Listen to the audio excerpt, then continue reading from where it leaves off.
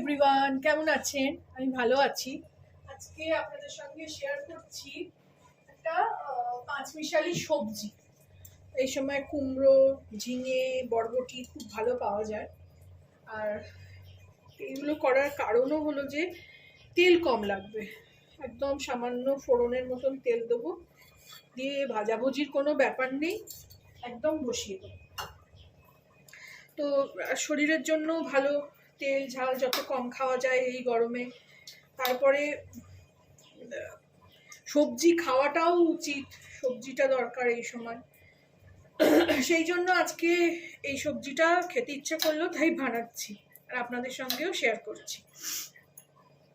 আমি ওখানে তেল দিয়ে দিলাম, 1.5 পলা মতো তেল দিলাম, 2 পলা পুরো দিলাম না আজকে, কারণ যা সবজি কিছু ভাজার নেই, সব মোটামুটি সেদ্ধ হবে। তেলটা গরম হোক, এটা আমি একটু 5 ফোড়ন দেবো। 5 ফোড়ন কাঁচা লঙ্কা দিয়েই তো এই রান্নাটা করবো।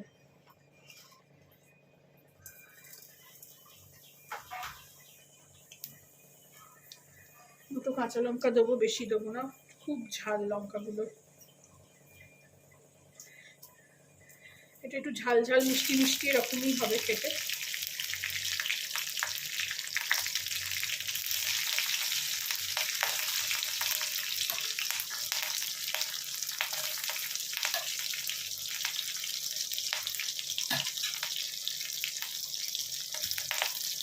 আচ্ছা বাবা,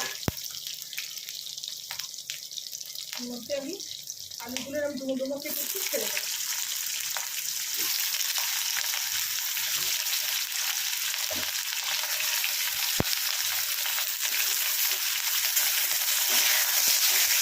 আপনারা একটু বড়িও দিতে পারেন, কারণ বড়িটা না আমি দিই না, খুব একটা খেতে খেতে খুবই ভালোবাসি, কিন্তু দিই না কারণ বড়ি ভাজতে গিয়ে না বড্ড তেল খরচা হয়।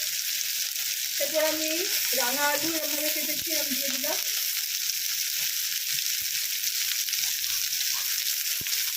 বরবটি,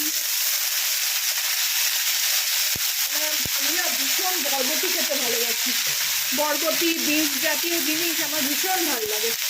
খুব আওয়াজ হচ্ছে, ওই জন্য কথাটা একটু জোরে বলতে হচ্ছে।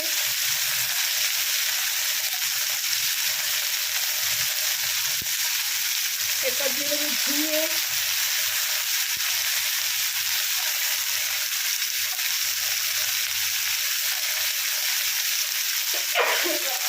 খুব লঙ্কার ঝাঁজ।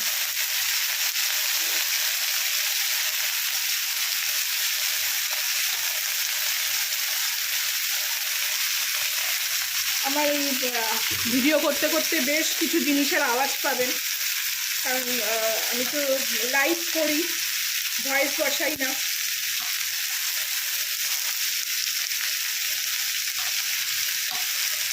এটাকে একটু ভালো করে নাড়িয়ে নেব।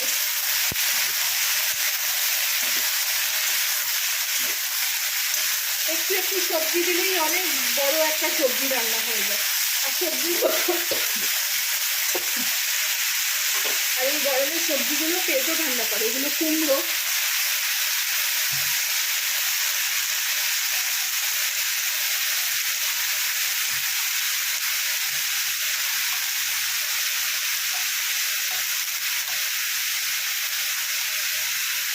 কুমড়োটা একদম কচি কুমড়ো, ছোটো দেখে এনেছিলাম একটা, সরি।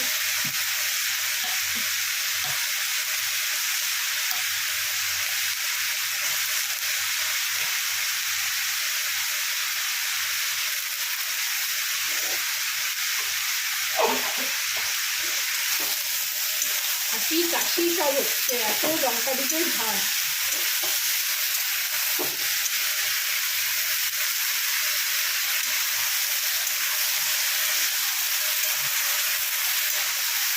এবার এতে আমি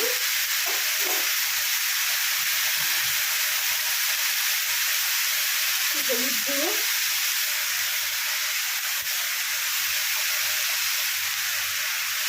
কাশ্মীরি লঙ্কার গুঁড়ো,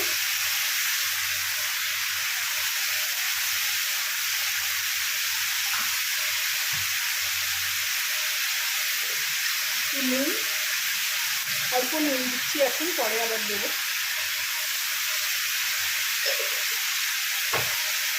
চিনিটাও পরে দেবো, আগে সবজিগুলো একটু সেদ্ধ হয়ে যায়। দিয়ে এরকমভাবে নাড়িয়ে সবটা ভালো করে মিলিয়ে নিলাম। আমি রান্নাতে জলও বেশি ব্যবহার করি না, এরকম ঢাকা দিয়ে দিয়ে চাপা দিয়ে রান্না করি কম আছে। এটা আমার শাশুড়ির থেকে শেখা।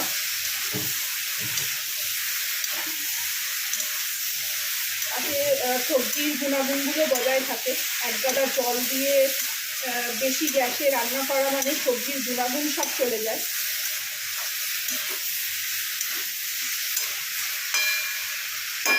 আমি এবার এখানে আঁচ কমিয়ে একে ঢাকা দিয়ে দেবো। ফিরছি নেক্সট প্রসেসে।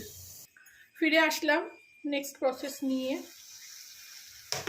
মধ্যিখানে আমি একবার নাড়িয়ে দিয়েছিলাম, লেগে যাচ্ছিল। দেখুন কি সুন্দর রঙটা হয়েছে। সবজিও মোটামুটি সেদ্ধ হয়ে গেছে। এটা কুমড়ো ছিল, সেদ্ধ হয়ে গেছে। আলুও মোটামুটি, বেশি এখনো হয়নি, আর একটু হবে। এই সময় আমি একটু এতে চিনি তো খাচ্ছি না, গুড় দেবো। গুড় দেবো আর একটু নুন হবে স্বাদ মতন।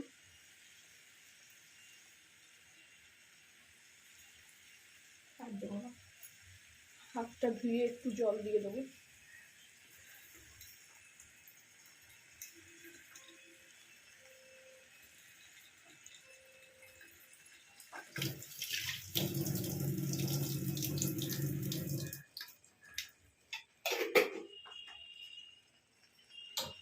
আর একটু নুন দিয়ে দেবো।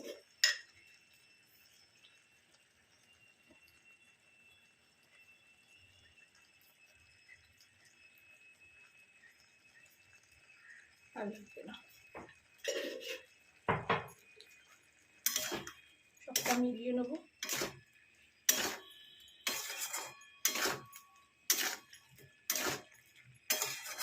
ওই হাত ধোয়া যা জলটা দিলাম ওটাই, আর জল দেবো না, এতেই হয়ে যাবে।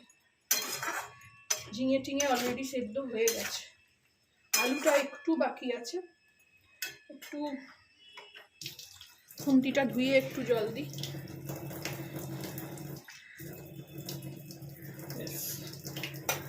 দিয়ে আবার চাপা দিয়ে দেবো। বাকি যেটা একটুখানি বাকি আছে আলু ঠালুগুলো সেদ্ধ হওয়া, সেগুলো হয়ে যাবে। ফিরছি আবার তৈরি তরকারি নিয়ে। ফিরে আসলাম, কি খুলি,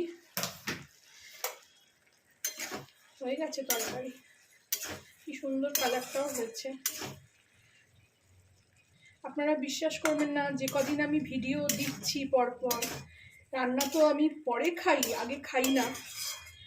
এত ভালো খেতে হয় আমি বলে বোঝাতে পারবো না আপনাদের। নিজের রান্না বলে বলছি না, কিছু করার ইচ্ছে বরাবরই ছিল। ছেলে মেয়েরা বললো তুমি এত তো ভালো রান্না করতে পারো, সেইগুলোই ভিডিও করো। আমার মেয়ের অনেক বন্ধু যারা রান্না শিখছে, সবে রান্না করছে, তারা খুব উপকৃত হচ্ছে। হয়ে গেছে রান্না, আপনারাও এইভাবে করে খাবেন, আমাকে জানাবেন কেমন লাগলো। বন্ধ করে দিচ্ছি এখানে গ্যাস, যে হালকা রসটা আছে ওটা শুকিয়ে যাবে ঠান্ডা হলে। রেডি টু ইট, খাবার জন্য রেডি। ফিরছি আমি সার্ভিং প্লেট নিয়ে। এইভাবে আমি এই বাটিতে সার্ভ করে দেবো।